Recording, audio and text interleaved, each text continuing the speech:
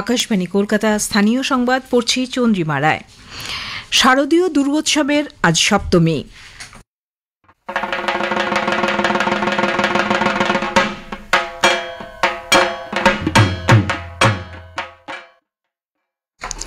দেবী দুর্গার আগমনের সূচনা হয় সপ্তমী সকালে।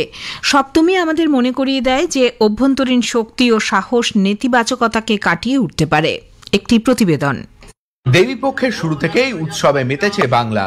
সপ্তমীতে সঙ্গতভাবেই আজ সেই উৎসবের সুর চড়েছে সপ্তমে। ষষ্ঠীতে বোধনের পর আজ সপ্তমী থেকে আনুষ্ঠানিকভাবে শুরু হয়েছে মহামায়ার আরাধনা। ভোরবেলা থেকে কড়া পুলিশি নজরদারিতে কলকাতা ও হাওড়ায় গঙ্গার ঘাটে ঘাটে শুরু হয় নবপত্রিকা স্নানের পর্ব। নবপত্রিকার মধ্যে দিয়েই প্রকৃতির সঙ্গে দেবীর যে চিরন্তন সম্পর্ক তা স্থাপিত হয়। ওই সাত সকালেই গঙ্গার ঘাটে নবপত্রিকা স্নান দেখতে মানুষের উপস্থিতি ছিল চোখে পড়ার মতো। ঘটে করে গঙ্গার জল নিয়ে গিয়ে তার সঙ্গে শিশির থেকে সমুদ্র জল, নানা জল মিশিয়ে স্নান করানো হয়। তারপর কলা বউ সাজিয়ে শুরু হয় সপ্তমীর পুজো। বনেদি বাড়িতে অবশ্য অনেক সময় এর সঙ্গে থাকে নিজস্ব কিছু রীতি বা প্রকরণ। স্নান পর্ব সাঙ্গ হওয়ার পর একে একে সাঙ্গ হয় চক্ষুদান ও প্রাণ প্রতিষ্ঠা। বাড়ির পুজো হোক বা বারোয়ারি, সপ্তমী পুজো দেখতে সকাল থেকেই পথে মানুষের ভিড়। মণ্ডপে মণ্ডপে চুটিয়ে ঘুরছেন দর্শনার্থীরা। সঙ্গে চলছে খাওয়া দাওয়া আর দেদার আড্ডা। অভিরূপ ভট্টাচার্য, আকাশবাণী সংবাদ, কলকাতা। নদিয়ার মাঝদিয়ায় গৃহবধূ পাপিয়া কর তার শিল্প সৃষ্টির মাধ্যমে পরিবেশ সচেতনতার বার্তা ছড়িয়ে দিচ্ছেন। প্রায় ৫,০০০ নারকেলের মালা দিয়ে তৈরি দুর্গা প্রতিমা বিক্রি করে যে অর্থ এসেছে সেটি পুজোতে দুস্থ শিশুদের জামাকাপড় এবং সামগ্রী কিনে দিয়েছেন তিনি।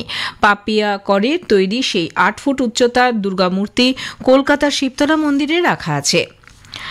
সপ্তমীর পুণ্যপ্রভাতে দেবী বন্দনায় সঙ্গীত শিল্পী দ্বিজেন মুখোপাধ্যায়ের জাগো দুর্গা দশপ্রহণ ধারিণী গানটি শেয়ার করলেন প্রধানমন্ত্রী নরেন্দ্র মোদী। জাগো দুর্গা জাগো দশপ্রহণ ধারিণী।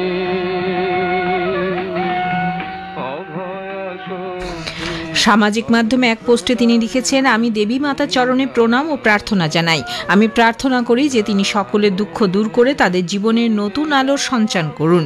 উল্লেখ্য, দুর্গাপুজো এবং শারদ নবরাত্রির প্রাক্কালে প্রতিদিনই দেবী বন্দনায় প্রধানমন্ত্রীকে বিভিন্ন গান শেয়ার করতে দেখা গেছে।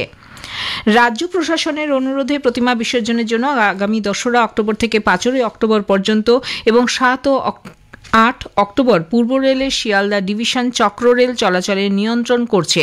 ওই দিনগুলি 30416 Sealdah BBD Bagh, 30451 BBD Bagh, Baruipur local বাতিল থাকবে। 3টি লোকাল বারাসাত মাঝেরহাট, দত্তপুকুর মাঝেরহাট এবং নৈহাটি বালিগঞ্জ ভায়া প্রিন্সেপ ঘাট কলকাতা স্টেশনে যাত্রা শেষ করবে।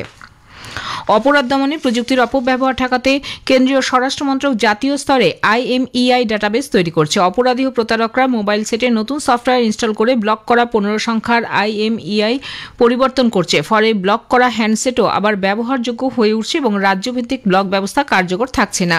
এই পরিস্থিতি মোকাবেলায় কেন্দ্রীভূত ডাটাবেস তৈরি করা হচ্ছে, যেখানে অপরাধে ব্যবহৃত মোবাইল এবং নতুন উৎপাদিত সমস্ত হ্যান্ডসেটের IMEI তথ্য সংরক্ষিত থাকবে।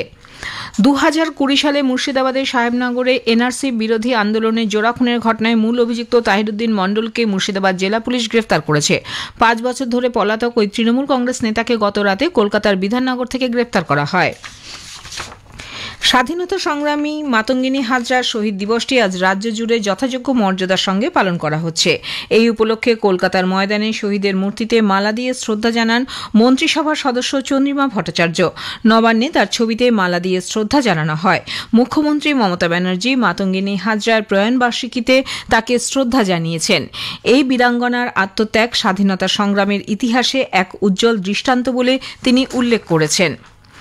উত্তরবঙ্গের বেশ কিছু চা বাগানে শ্রমিকদের প্রাপ্য বোনাস না মিটিয়ে কর্তৃপক্ষ গেটে তালা ঝুলিয়ে দিয়েছে বলে অভিযোগ করেছে north Bengal tree plantation employees union.